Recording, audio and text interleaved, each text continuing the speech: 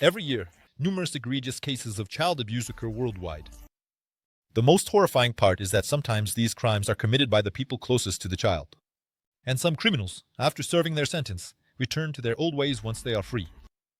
Today, I will tell you about the most severe punishments for those who have committed crimes against children. John Watson, sentenced to life imprisonment for taking a life, carried out 2 acts of retribution in prison, punishing 2 individuals convicted of crimes against children. In his letter published in the Bay Area News Group, Watson wrote about how he decided to take violent actions against his cellmates, considering them guilty of atrocities against minors. Watson was transferred to the Corcoran Correctional Facility, where he was mistakenly placed in a general cell instead of solitary confinement.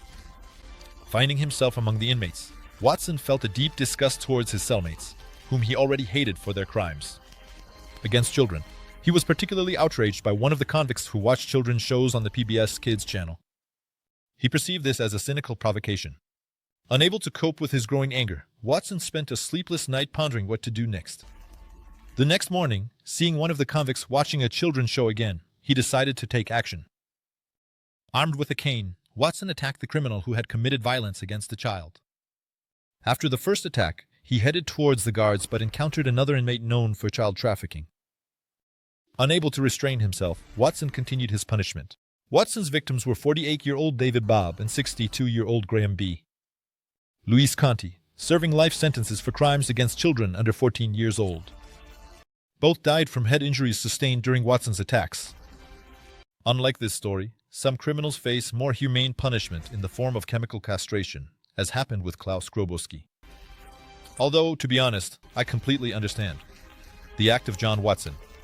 Crimes against children are unforgivable. In March 1976, Germany was shaken by a terrible tragedy. 7-year-old Anna-Maria Kannenberg, who came to play with cats at Klaus Grabowski's house, became the victim of one of the most horrific crimes of that time. Deceiving the girl's trust, Grabowski first strangled her with a metal wire, then hid the body in a cardboard box, which he threw into the nearest canal.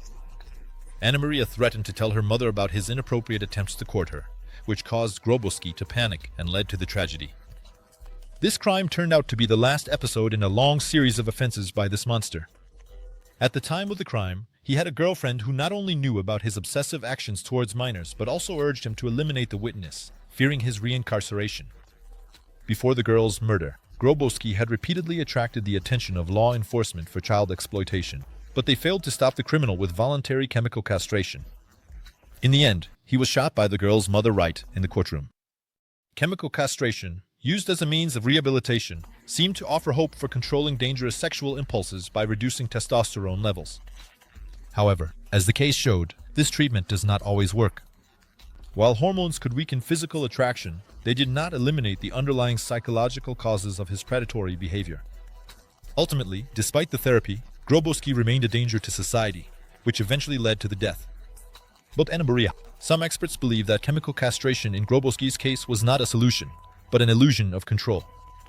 If he had been apprehended and isolated in time, perhaps the tragedy could have been prevented.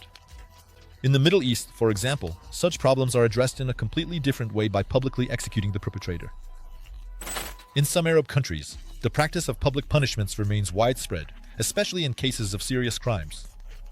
An example of this is the 2018 incident in Yemen, where 3 men were convicted for the abuse and murder of a young boy. The criminals committed their atrocity in the area of the city of Sana'a, brutally torturing the child, which resulted in his death.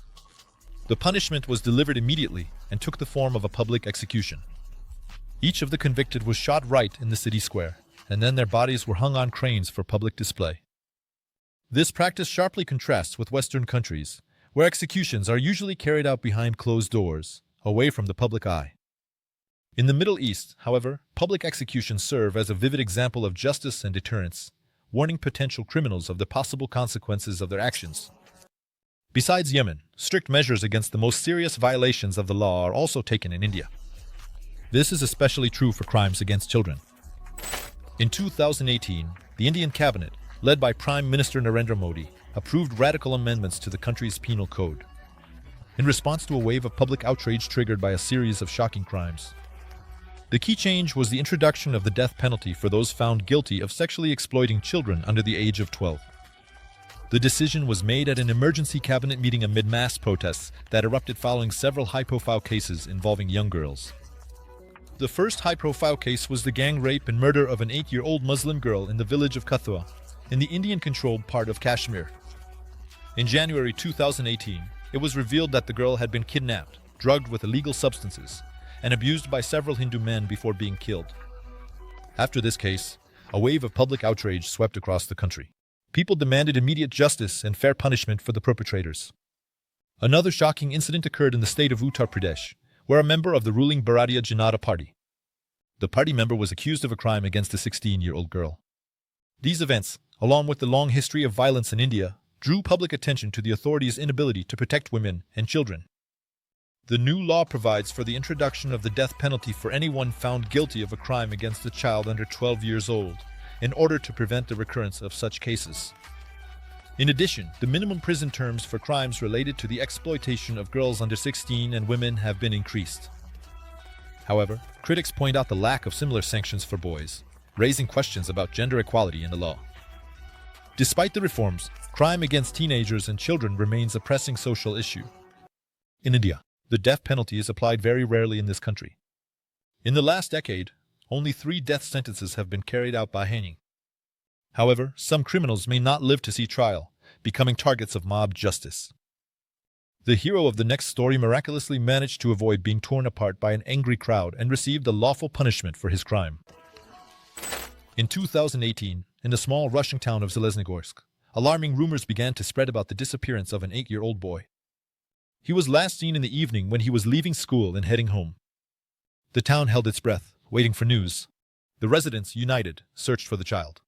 A local economist and lawyer, Vitaly Pashevsky, joined the search, but few suspected that he was hiding a terrible truth. And soon, public attention shifted to Pashevsky. As it turned out, later, Vitaly lured the boy into his apartment, where he assaulted him. Fearing the consequences, he took the child's life by stabbing him in the head. Then Pashevsky hid the boy's body in a sports bag and took it to a forest near the village of Chernobyl, located miles from Zeleznogorsk. There, he left the body, covering it with branches and leaves. The police gradually unraveled the web of lies, discovering more and more inconsistencies in Pashevsky's background. Neighbors, who had previously trusted him, began to whisper among themselves, and a sense of betrayal and anger started to grow in their hearts. Distrust towards the neighbor became increasingly apparent. When Pashevsky's confession about the deed reached the ears of those around, the residents were literally paralyzed with horror. The news of his act spread instantly throughout the town, causing a storm of emotions. Bitterness and rage were replaced by despair. The town, which had long been tense due to the search for the boy, suddenly faced a harsh reality. Evil came from where no one expected it. Overwhelmed with grief and indignation, the local residents took to the streets, demanding justice. The angry crowd chanted, "Murderer! Murderer!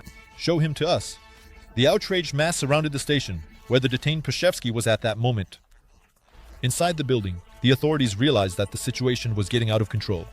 The police were instructed to keep the crowd away from the accused, but the people were determined. Understanding that clashes were inevitable, the law enforcement called for reinforcements. Dozens of police officers arrived at the scene, forming a human shield between the enraged crowd and the station. However, the people's fury did not subside. The protesters, directed not only against Pashevsky but also against the system they deemed unreliable, continued to demand justice. "You are protecting him, not our children!" shouted the people, expressing their general dissatisfaction with the authorities' actions. Tensions reached a peak when the crowd attempted to break through the police barricade. However, the police managed to hold back the onslaught, preventing bloodshed. After some time, the situation stabilized thanks to the intervention of negotiators and the presence of police units. The authorities promised the residents that justice would prevail in court and urged the crowd to disperse. Vitaly Pashevsky was lucky not to be torn apart alive. He received his deserved punishment in court. However, in the distant past, there are known cases where similar crimes were punished by burning at the stake. The French hermit Gilles Garnier, who lived in the 16th century, went down in history as the werewolf of Dole, thanks to his monstrous crimes that instilled fear in the residents of the Franche-Comté region, especially in the vicinity of the town of Dole. His case became a vivid example of how real crimes intertwine with folklore, as Garnier was accused not only of crimes against children, but also of allegedly being a werewolf. Garnier led a solitary life in the woods near Dole with his wife. The struggle to provide for his family turned into a series of failures and misfortunes for him, which likely led him to desperate actions. During this dark period, mysterious and brutal crimes against children began occurring in the vicinity of the town.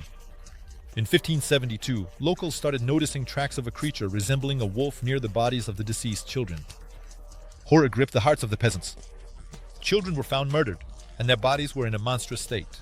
Mutilated, the village was engulfed in an atmosphere of fear and distrust. Hunting parties began to form to catch the monster, which many believed to be a werewolf. The breakthrough came when Garnet was caught during another attack on a child. Some witnesses claimed they saw him in human form, while others said he transformed into a wolf. Under torture, Garnet confessed, saying that in search of food, he wandered into the forests and attacked children. The Inquisition, wasting no time, found Garnet guilty of witchcraft and cannibalism.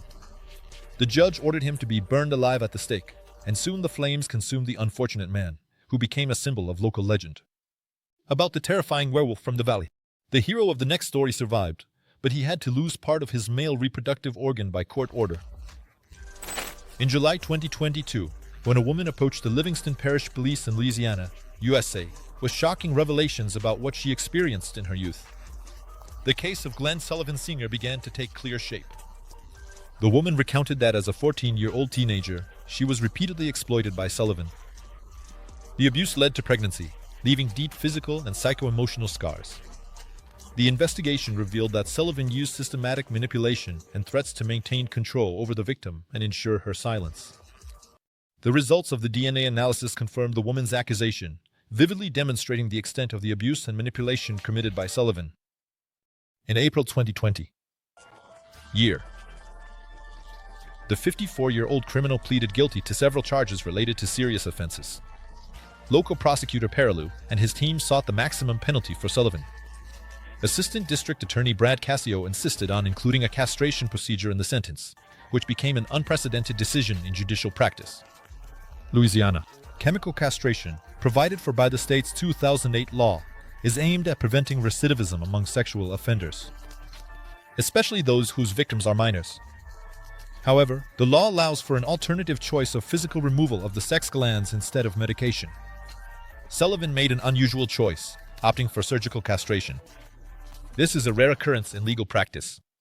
In Louisiana, although formally permissible, Cassio emphasized that although he had encountered court rulings on chemical castration, this was the first case where the defendant agreed to such a radical procedure. Cassio described crimes against children as some of the most serious that prosecutors face, and expressed a firm stance on using all legal tools, including castration, to achieve justice and protect young victims. The US and Europe, unlike Eastern countries, strive to apply humane methods of punishing criminals who have abused minors. However, the death penalty for John Glenn Rubio from the state of Texas, USA, became a truly unprecedented measure of punishment for his crime.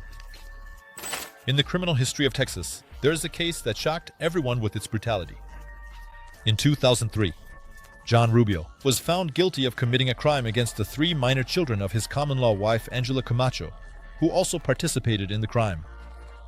What is shocking in this story is the malice and cynicism. These 2 individuals committed a crime against children who were under 4 years old. I dare not say what this couple did to the unfortunate little ones, but believe me, it was so cruel that it's simply unimaginable. The public reaction to the crime was immediate and complete outrage. In the first trial, Rubio was found guilty and sentenced to the death penalty by lethal injection.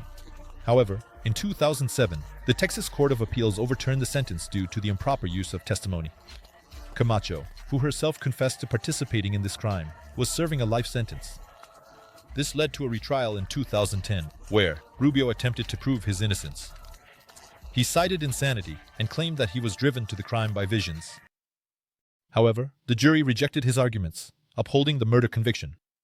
Thus, even with mitigating circumstances, some crimes are so severe that they have no justification. And in China, the criminal not only received a prison sentence but was also subjected to public humiliation by flogging. At least 5 victims were forced into intimate relations with Lin under pressure. In one case, Lin deceived a 14-year-old girl named Vi Odin, convincing her that Huang Jia had allegedly paid a large sum to obtain compromising material on her from a blackmailer. In this way, he created a false sense of obligation in the girl, manipulating her feelings and forcing her to agree to unacceptable actions. Another example involves a 15-year-old girl known as Vi2, whom Lin repeatedly blackmailed, threatening to publish personal photos if she refused to comply with his demands. Even after his manipulations were over, he continued to exploit her fears, which shows the depth of his emotional pressure. The third victim, who was 19 years old at the time, was misled by Lin, who assured her that he owed money to his friend Huang Jia, and that she could help him by agreeing to inappropriate relations with this so-called friend. Without hesitation, she agreed, not knowing that the name Huang Jia was just a pseudonym Lin used to carry out his devious plan. High Court Judge Hushup Pank described Lin as a cruel criminal whose actions had a devastating impact, not only on the 15 direct victims who were underage, but also on their loved ones. He particularly emphasized how the misuse of technology played a key role in the crimes, noting the increasing role of digital means in such misdeeds. In the end, Lin received 31 years of imprisonment and 24 years. The impact of the increase. Unfortunately, I was unable to obtain information about how old Lin was at the time of sentencing to understand if he will be released after serving his prison term, which cannot be said about the protagonist of the last story in my video, who will certainly never be released.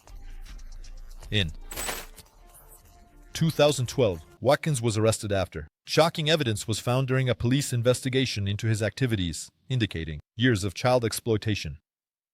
The discovered materials, including obscene images and videos involving minors, revealed grim details of his criminal activity. Initially, Watkins' dubious reputation remained hidden from the general public, but further investigation revealed that he had been engaged in illegal activities for an extended period. Exploiting his rock star status, Watkins manipulated vulnerable fans, many of whom were themselves involved in his schemes. In the exploitation of children, 2 fans gave him access to their children, which allowed him to continue his criminal activities. 1 child became involved in his plans, but the attempt at exploitation failed. The scale of Watkins' crimes was revealed during the trial, where he was charged with numerous heinous acts, including the attempted exploitation of a child. This charge became the most shocking and horrifying aspect of his criminal case. Crimes directed against children not only cause physical harm but also have a profound emotional impact on the victims and their loved ones. Psychological trauma can have a long-term effect on the quality of life. The task of society and the justice system is to ensure the protection of minors from assaults on their soul, body, and life by adults.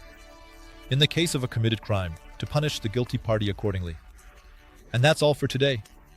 Thank you for watching.